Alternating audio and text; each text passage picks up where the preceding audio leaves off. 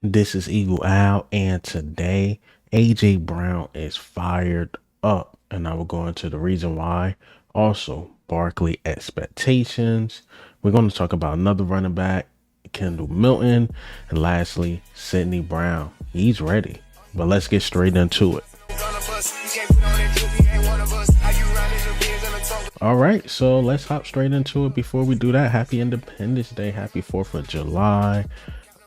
Probably one of my favorite holidays, maybe because it's closer to my birthday. I don't know, but I like the 4th of July. I like the grills. I like all of that type of stuff. So again, happy Independence Day. Salute to our soldiers, of course. And let's hop straight into the topics, man. Actually, before we do that, you see Eagle Owl shirt, man. I'm doing some manly things. I got the paint, I'm painting, doing all types of stuff on my day off. But we're not here to talk about my personal life. Let's talk about the Philadelphia Eagles, AJ Brown. Yes, he is fired up. Why is he fired up? Or why was he fired up yesterday? And why is he mad at the Giants? Yes, he's taking up for his teammate, and he had tweeted this out because all these weird tweets and all these weird videos by the Giants coming out. But this is what AJ Brown had to say. The Saquon video fired me up, and it wasn't even about me. I'm going to do everything in my power to make sure you get yours, fam. I I'm with him. I'm with him. The Eagles, the team should be behind them. And I said this to AJ Brown in his comments. I'm like, yo, you went through the similar thing in Tennessee. Remember, it's Derrick Henry and Ryan Tannehill. We could get another receiver to replace him. Okay, do it. They haven't yet. They haven't yet gotten another receiver to just easily replace AJ Brown. So look, AJ Brown, he know how this feel. He know how this feel. And the common theme they keep using is that he's 27. And then it's the GM, like everybody fighting against him, like, yo, we don't know if we're gonna find another playmaker like him. Even if we let him go, let's see what the market is, see if somebody trade for him. And they kept saying, oh, is anybody gonna pay again a 27-year-old? But let me play this clip. I just think all the teams that need a running back are going to look at Saquon. Do you feel good about eating $3 to $4 million for a fifth round pick? Like I wouldn't. I don't know. I'm not. There's no guarantee we can trade it. So having the needs that we have in a $12 million 27-year-old running back. Trading Saquon is a Hail Mary, and the drama and all that goes with it. We did that last year. It's 10 years off my life dealing with it. Emotionally was draining. We spent a lot of time on it. But again, I don't want that to be the reason that we don't do what's best for the franchise. Okay, so to take this a step further, we lose Saquon, right? What's our identity going to be on offense now? And what's our plan what's the next step of that? I guess is what I'm thinking. Like, we're losing Yeah, well, it's never. a large part of our offense, our explosiveness, our touchdowns. Quarterback, if it's Daniel, depends on the run game. We got to upgrade the offensive line, and you're paying the guy $40 million. It's not to hand the ball off to a $12 million back. My plan is to address the offensive line at some point here in free agency. We're sitting at 6. There's a chance there's an offensive weapon there. This is the year for Daniel. Plan all along was give him a couple years. Is he our guy for the next 10 years, or do we need to pivot and find somebody else? You see, like everybody looking at him like he crazy, but now they just trying to find a way. Like, well, we're gonna let him go, so trade him or something. But they let him play the market because they just didn't believe somebody was gonna pay him 12 million a year. So they misread the market for sure. And the Eagles paid him. The Eagles definitely paid him. And there's another clip of the GM trying to convince Frank Gore that Saquon is not that good, or 27, he should start declining. But let me play that clip as well. You went to 49ers, right? You scout? It's cool. You were doing that before you retired. You used to give me all the running back rundowns. He's one of those guys that early in the process had actually identified Motor Singletary before he came out. He'd watched college film of him and had really liked him. Motor gets the carry, gets the first down. When he talks running backs, you listen. Do y'all care about guys who coming out older? Like y'all don't want to touch. Depending on the position. Quarterbacks, I don't care. Yeah, I mean, how much wear and tear do you have? I mean, I mean, you look at Saquon had like 900 carries at Penn State plus 6 years in the NFL. You got to start saying bang for your buck. Am I right or wrong that at 27 you guys look at it like running backs? After that, is there steep decline? Yeah, the data says that. But he's very talented, dude. Yeah, he is. Yeah, I don't know. I mean, we tried to get something done last year and we weren't able to. Yo, this GM, man, he better hope and pray that Saquon fail. He gotta hope and pray Saquon fail, because if not, and if the Eagles get to another Super Bowl and Saquon was the catalyst of that, yeah, he's fired. He's going to get fired. And it's the same thing that happened to Tennessee, GM. Talking all that big stuff and got fired. Though A.J. Brown wasn't worth it. Think about it. A.J. Brown wanted what, like $20 million a year? $20 million a year, and they said no. And I think A.J. charged the Eagles 25. He was going to stay with Tennessee for 20 because he wanted to stay home. Insane. This is insane. Well, you know, Saquon, his new home is Philly. A.J. Brown, new home is Philly. And Saquon, prove him wrong. Prove him wrong, man. Prove these dudes wrong. And that's the problem with the Giants, too. The Giants just view him as a running back. Eagles view him as a weapon. They don't just see him like, oh, we just going to hand. Nah. He's going to catch screens. He's probably going to line up beside Devontae Smith and A.J. Brown. Of course, he's going to run the ball, but we're going to use him a lot.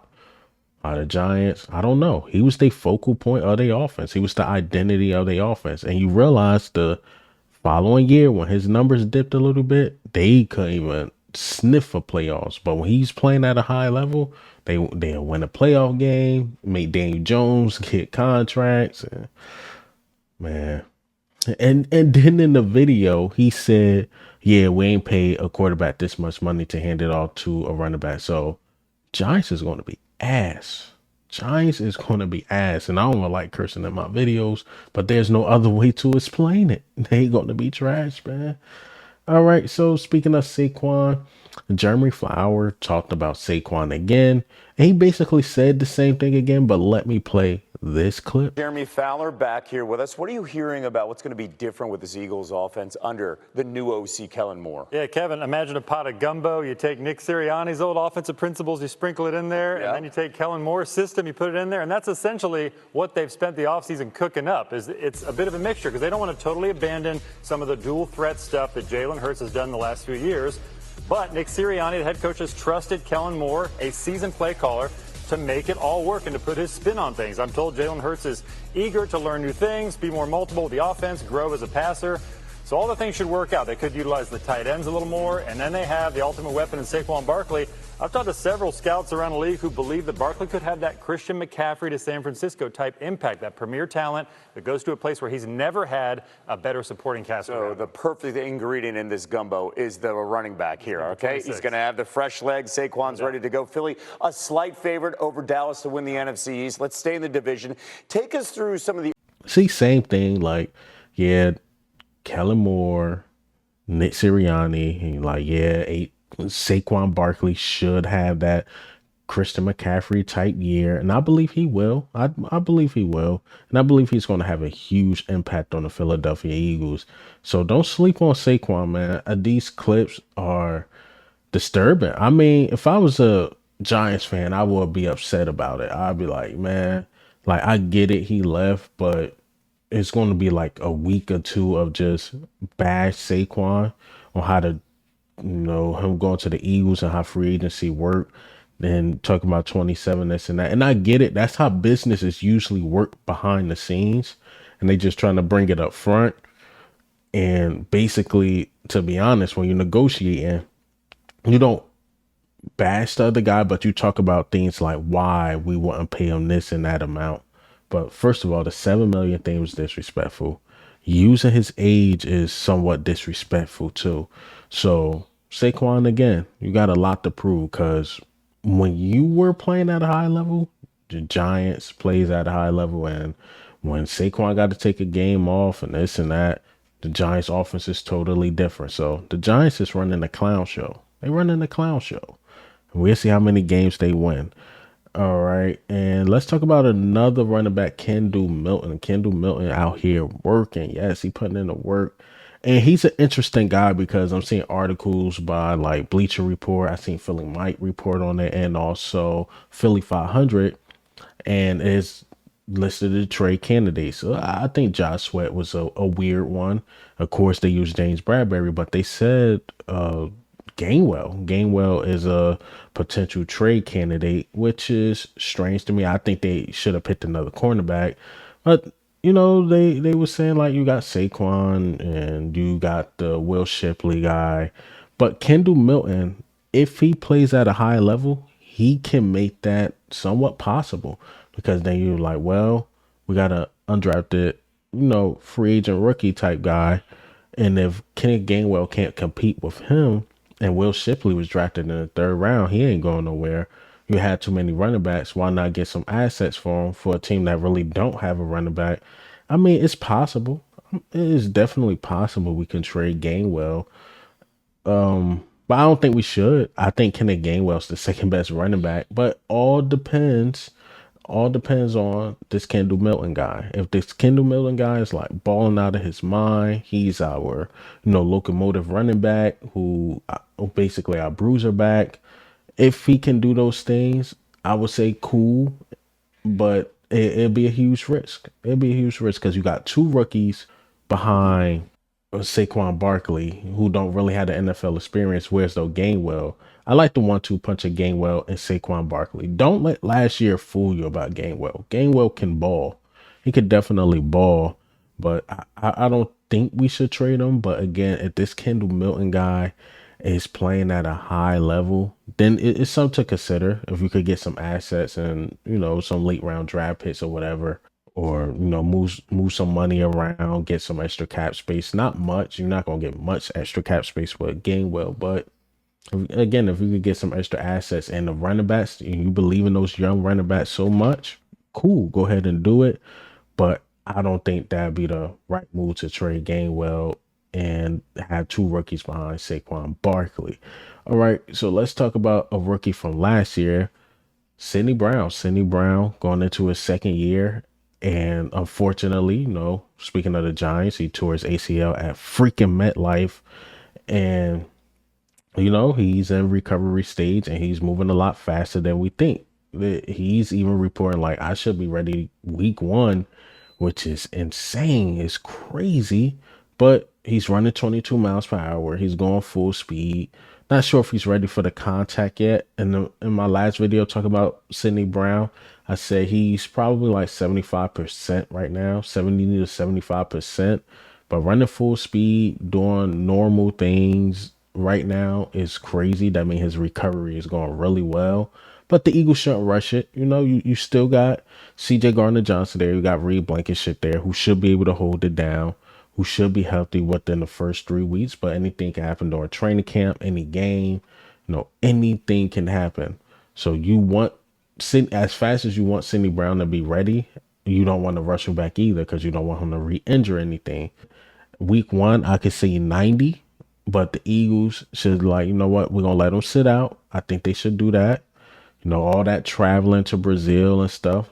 Then you get a long week. Then that week 2 game, I think it's a Monday game against the Falcons. So let him sit that one out too. And week 3, week 4, he should be ready. So I think we should do that. But it's good that his recovery is going so well. He don't have to miss half of the season, but he might have to miss like a quarter of it. Just a quarter of it, and then he'll get his feet wet. And it's going to be interesting how Vic Fangio use a weapon like Sidney Brown, because I think Sidney Brown is one of those dudes that's being forgotten about, but his face stay in the media. He's posting workout videos. He at the Devontae Smith softball game. So he's not trying to be forgotten about. Like, I'm still here. I'm still on this team. A lot of Cooper DeJean talk moving him to safety. And what we're going to do with Sidney Brown, who was a 3rd round pick, I think Sidney Brown will play. I think Sidney Brown is actually better than Reed Blankenship, especially playing beside CJ Gardner-Johnson and Sidney Brown. They're going to go crazy. They're going to go crazy. So, yeah, Sidney Brown, keep doing you. Keep working. Keep grinding. And that's all I got for y'all today. But hey, man, what do you think and how do you feel about the news today? A.J. Brown fired up. Yes, he should be. And I like that he's doing this for his teammate, and that's why he got the C on his chest, baby. Barkley, his expectations, same old Christian McCaffrey type expectations. I believe he will live up to those expectations. Sidney Brown, Kendall Milton working. Can he push Gainwell out the door? I don't think so. But keep working, keep grinding. I believe he'll be on a practice squad working and grinding. We hold 3 running backs. But this is Eagle Eye, man. I'm up.